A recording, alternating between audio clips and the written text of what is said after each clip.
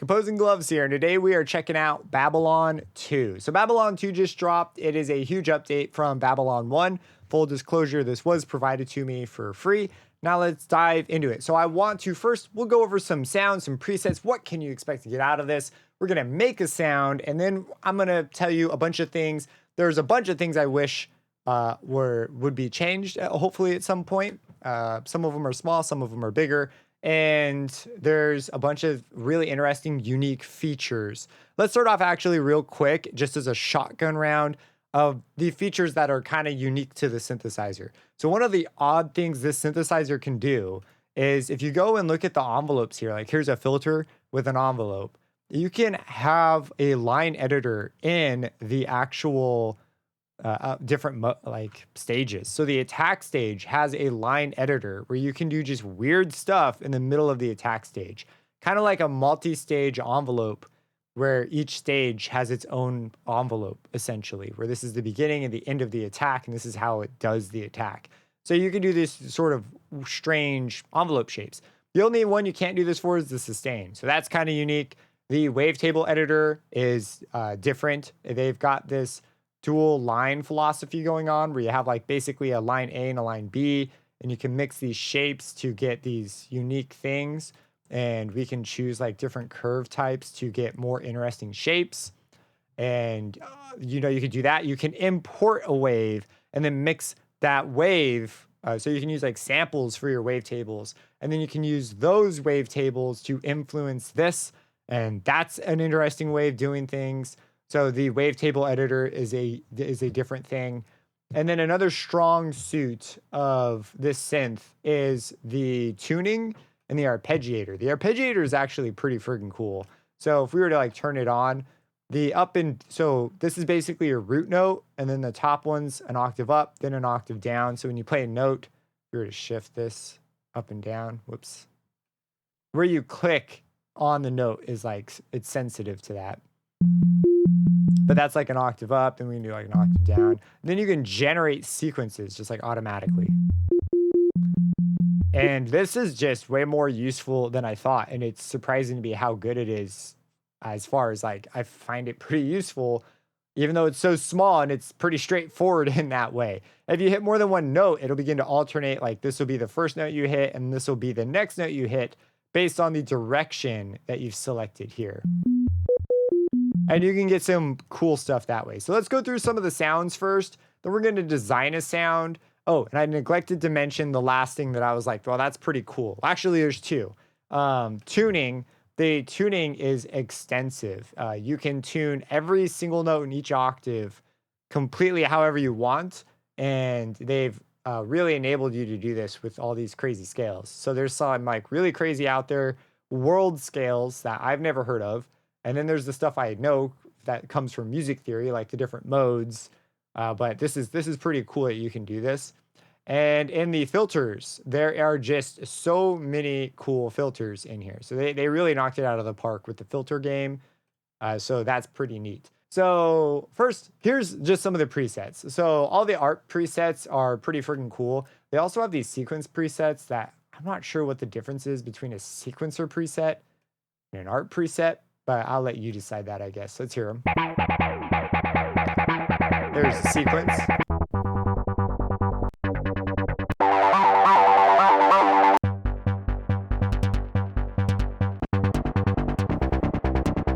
Generate a different one.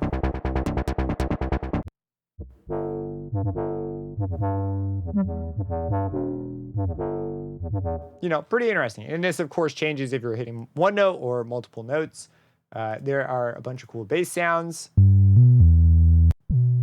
These are the 808s, 909s.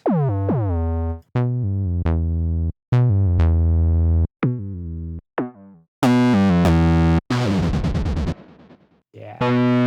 So these are some of the more crazy bass sounds.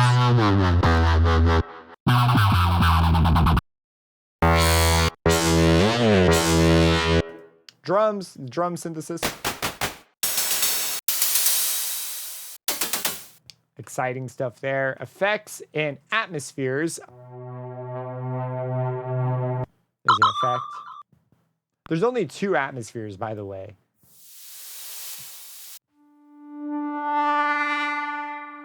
So I honestly think they maybe could just put these with the pads and get away with that. Although I do like that the pads are separate, because to me, pads should be able to be played tonally, and atmospheres are like atmospheres. They don't have a pitch most of the time. This is the swarm.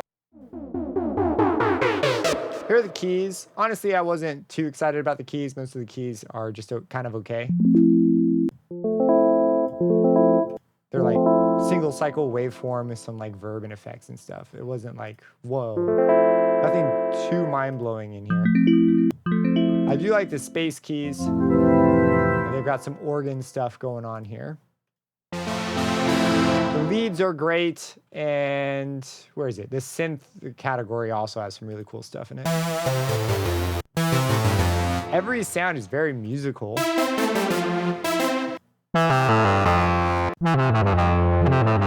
Like those are great. I totally use those. There's the pads. There's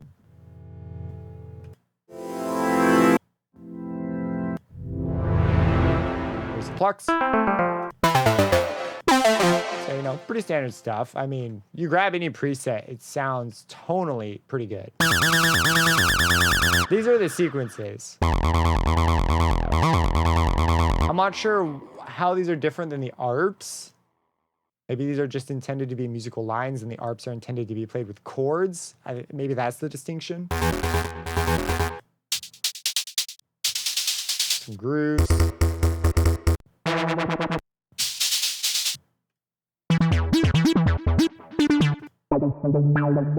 Here's the synth. This is my favorite category by a long shot. There's a lot of great stuff.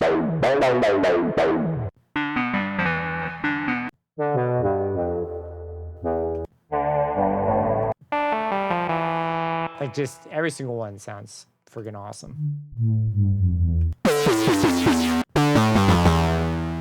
And then these monsters are, I think, dubstep wobbles.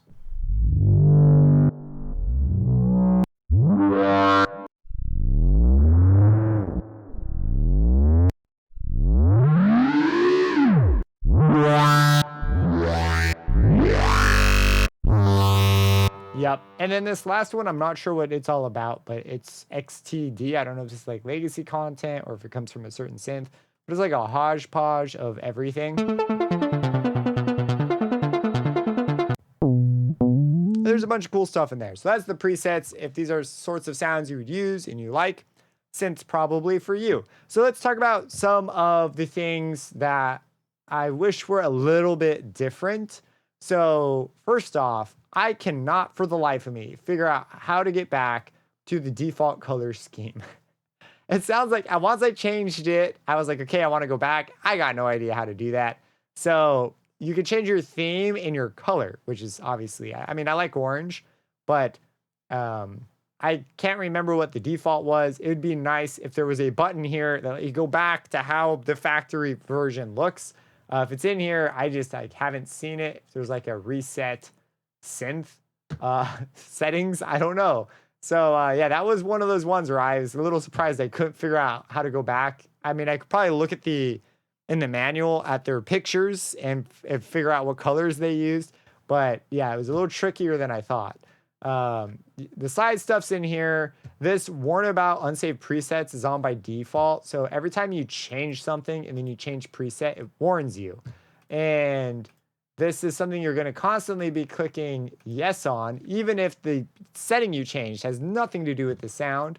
So that's something you're probably going to want off actually by default. And this brings me to the next sort of strange thing. Say you make a change, like I move this X position and I go to another preset. If I undo, I do get that move back. If I undo, all the moves go back to the previous one, but the wavetables don't update. So if you could just undo the browsing, and update the wavetables to what they were, then you wouldn't need a warning because you could just go back. So I don't understand why that's just not a thing. I don't know, maybe it's technically hard to do if users mess with the wavetables, is my guess. I'm not sure, but that's something that I think, would be a far more intuitive thing.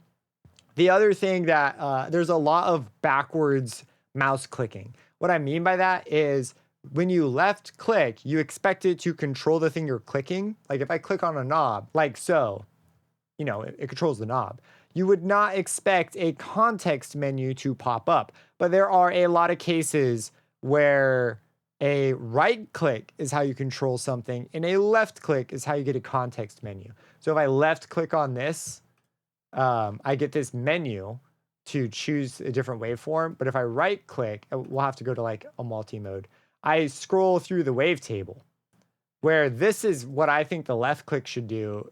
But instead, if I left click, I get the context menu. And you'll see me make this mistake over and over and over. It's like, it is weird to me that it works this way. And this also appears up here up here. If you left or right click, it opens up the menu, which is fine. But right click should really open up a context menu with things like initialize preset or whatever. Basically everything that's in this menu button. If you right click, I would kind of expect it to appear here just naturally, but instead it opens up this twice. So I think that could be updated and it would just be a more intuitive use. You could even leave the menu button here. I actually think it's great that there's a menu button here. A small thing in here, they call it reset preset, which is just really weird verbiage. You would expect sort of default preset or initialize preset, but instead it says reset preset, which is it's just weird that it says that. So if all they have to do is change the word there, and I think it would just be more clear. In a similar vein, when you're changing wavetables, this is labeled W, which is, when I was first looking at this, that was confusing. Like I didn't understand what's the W mean. And I tried right clicking and it showed me the wavetables, but left click also, by the way, brings this up. There's no difference in this case. And yeah, that's just weird to me, W. If it said WT, I don't know why, but that's just more clear to me. Like I can connect that to wavetable because we're in the wavetable section. So that just made more sense to me as an idea. So there's a few things. I think there were a few more, but they escape me at the moment. The other big one that I really wish was a thing was the way modulation works. Say I want to hook up this LFO to something. I can turn it on, but I don't know of a way to drag it to something else. You know, I just want to like drag this to control something. But as far as I can tell, you can't do that. You have to do it old school. You have to come to the matrix tab. You have to choose your source. Then you have to choose a target. And then in the target list, there's nothing for the effects. So if you have the effects on, see like the EQs on, you can't modulate these as far as I was able to tell. And I'm just a little confused on why. So you would figure that those would be in here, but as far as I could see, these are the only parameters. So it'd be cool to have these like extra parameters listed so that they could be modulated. I'm sure there are other things in here that are actually not here. Like for example, on the oscillator stuff, I don't see like unison controls or FM controls or stuff like that, which just strikes me as strange. There's one right there.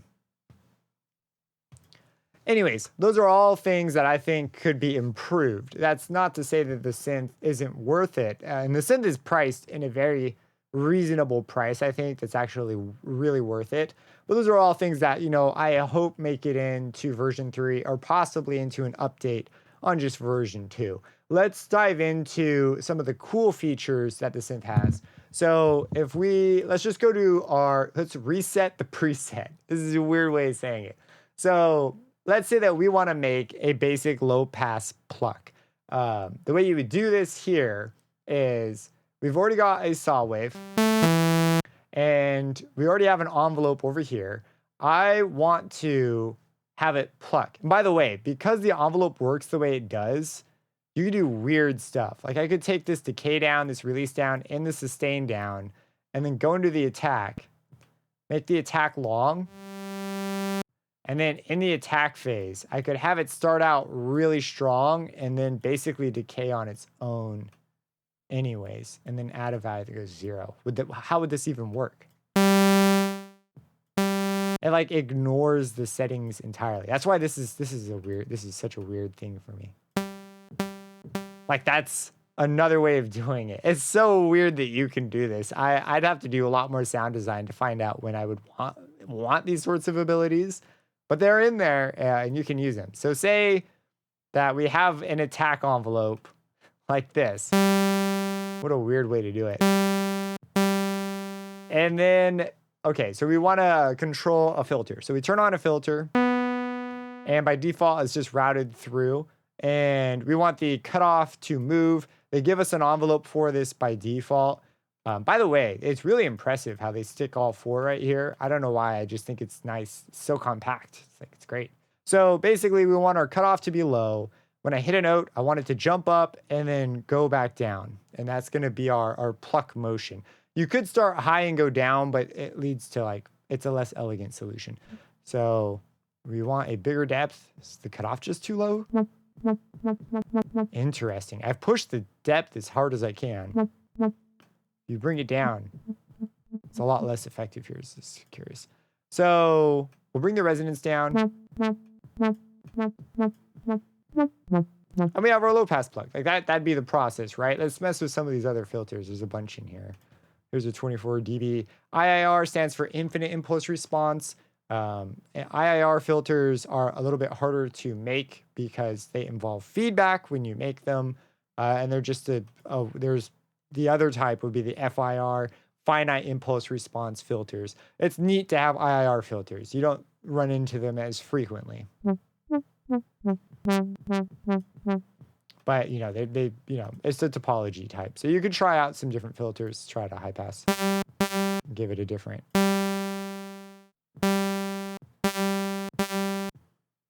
In fact, we'll take the envelope off on this. Just move that around. I want to hear this formant filter. Bring up the resonance. You can key track it. That's kind of nice. The key tracking's down here. And you can, whoops, that's keys. Tuning. Where's the key tracking? Over here. And then you can define how the key tracking is done with these lines. So that's how that works. So that's the IR filters. Let's take a look at just some more fun low pass filters. And this is like an effect control. So you can add like a hard limit. We'll add an overdrive. And we'll bring the envelope back.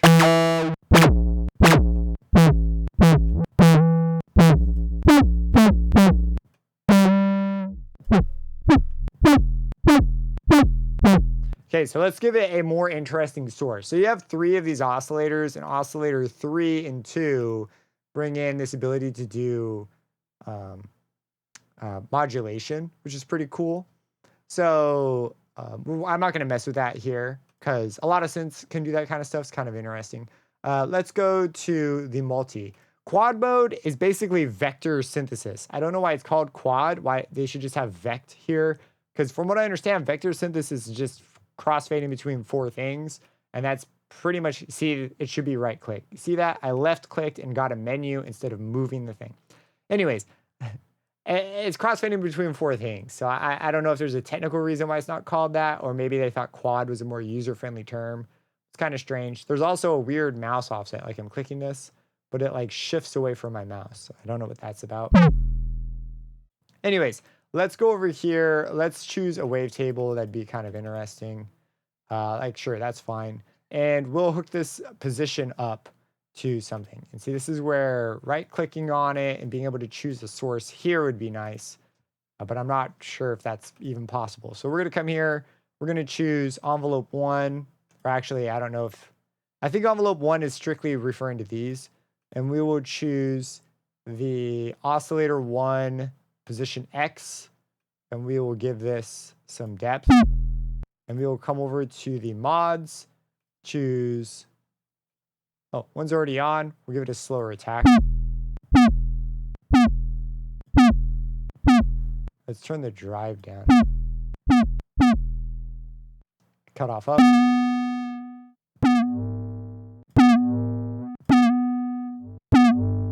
Oh, It's so interesting that that spot does that. Why are we not seeing this in the matrix? Oh, we have to give it oscillator 1, envelope 1, depth. Okay, wait. Let's go to a reset preset. Let's just see if we can get this working. 1, choose a wavetable. That one's fine. We turn on envelope 1. Did I not have it on before? I don't know. We choose envelope 1. We choose a target of position X. We move it. We should hear the back end of this. It should sound like that because it's modulating that. Our sustain is high.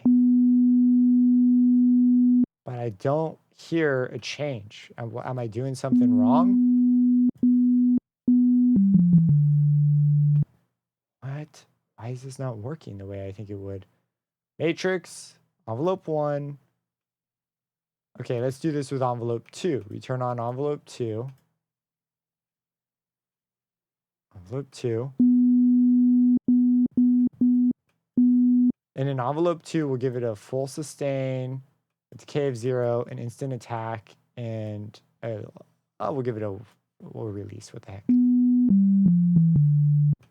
In the matrix. What? This isn't controlling anything.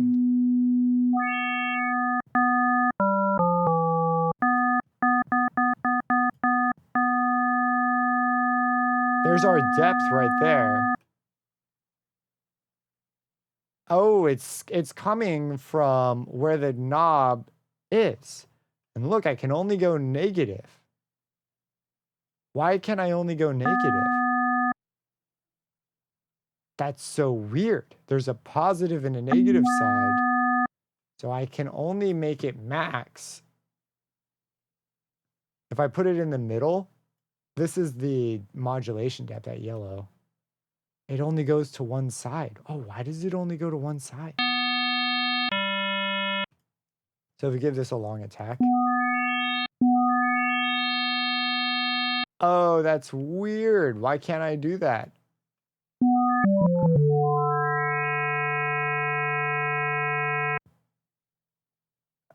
I'm not entirely sure why the modulation depth doesn't appear to matter for that. Let's try an LFO.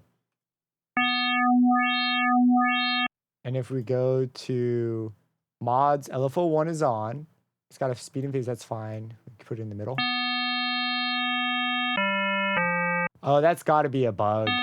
That has to be a bug. Yeah, that's got to be a bug. That's weird. I don't believe that's how that's supposed to work. So that's not a good start. So envelope 1, you can only apparently go down. Is this true for every control? Like, what if I controlled something like the pitch? What about this one over here? Let's grab the filter. And I set the filter in the middle. I give it a positive envelope. And I come over here and I make this single. This we would expect, I make this kind of long, to move up. If I like set this low, this should move up. And then it comes back down. Now let's set it high and then set it to be negative. So now it should go down and then come back up, which is what it does. But let's make this long. Okay. Oh, and then I let go and it should release up. This is fighting this envelope here. So, okay, so this makes sense. But if I set if I make this positive like this, okay, and then negative, this is, okay, so this one works the way it should. This is the weird one. So something's up with these matrix controls. If I use a different one, I don't know why this would matter. If I use envelope 1 and then I set this to control position X and then I give this a depth. Oh, interesting. You're only ever able to. That might be an early bug. So I expect that one to be patched out eventually. I'll let people I'll send an email and let them know about that one.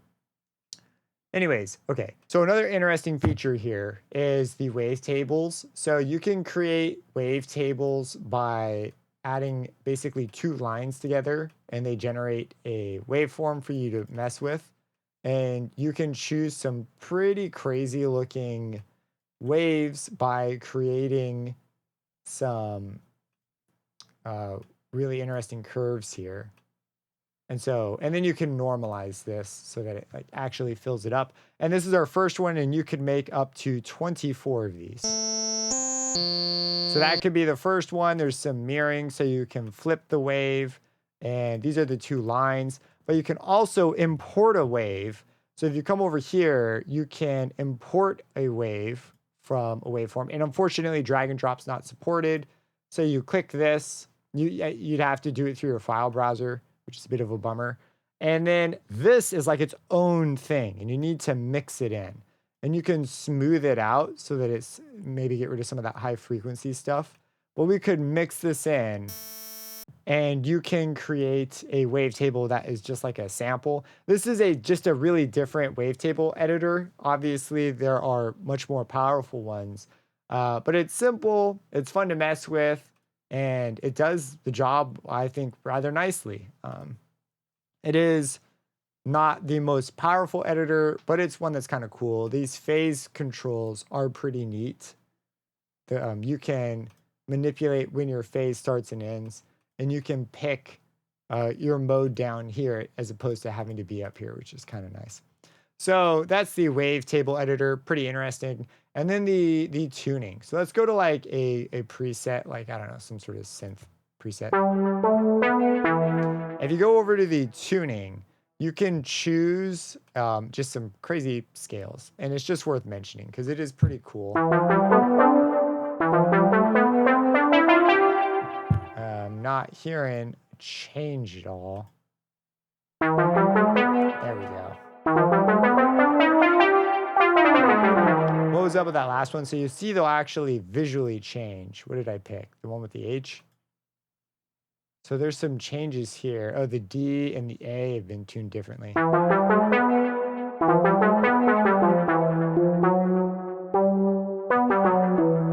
So if you'd like to experiment with some more out there scales, this is an option for you. So that is Babylon 2. Is it worth it? Well, let's take a look at the price really quick because it's kind of an interesting story here. So this is the website. The way their pricing works is you get it based on the sales between the two pieces. And for $10, it's a steal. I think it's totally worth it. This is worth it. I'd say this is about as much as I'd probably be willing to pay for this synth. And I assume after 4,000, it gets even more expensive. So I think actually making it more expensive as more people buy it. I'm not sure if there's a limit to this, but that's how it's set up right now. And for the current price, I think it's pretty worth it. But you can make your own decision. There are a lot of things I wish were different about it, but it's cool. It's very simple. The presets are very musical. It's not going to give you like groundbreaking synthesis changes, but it's very, very capable. We didn't go into things like the noise generator, the modulation, or the effects, because they're all kind of standard effects you've kind of come to expect to be in synthesizers. Like there's nothing in here that I was like, whoa, this blew me away. The cool things are the filter, the tuning, some of the wavetable capabilities. Even though the wavetables are somewhat limited in their editing, it's cool the way they've implemented it. But that is Babylon 2. Is it worth it? Drop it down in the comments what you think about it. I think it's a cool synth, especially if you got it for $10. Totally awesome. And the upgrade pricing, from what I understand, was also extremely reasonable. And it is a huge upgrade from version 1. And because of this, it will continue to be improved, I would imagine. And so a lot of these things will be upgraded, fixed. Hopefully the modulation system gets an overhaul. And for a single page synth, pretty amazing. If you're new to synthesis, I'd call this a very friendly synth to learn on. If you have any questions, feel free to let me know. Subscribe and hit that bell icon for future videos, and have a blessed day.